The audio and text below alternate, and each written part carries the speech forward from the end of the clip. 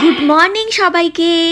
আজ মা আমাকে একটা চ্যালেঞ্জ দিয়েছে, এই সুন্দর মল থেকে আমাকে 15 মিনিটে কিছু খাবার কিনে দেখাতে হবে।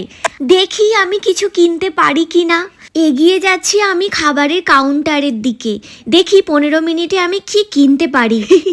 অনেকদিন পরে মায়ের টাকা ওড়ানোর সুযোগ হয়েছে, কেউ কখনো হাতছাড়া করে?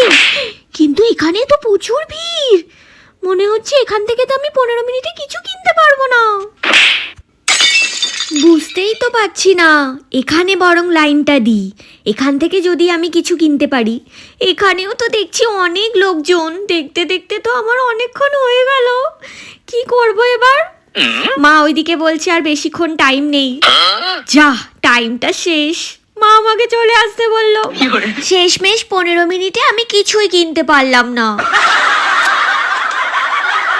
সকাল সকাল আমি নিশ্চয়ই ওই ঘোঝুর মুখ দেখে উঠেছি, সেই জন্য আমার দিনটা খারাপ গেল।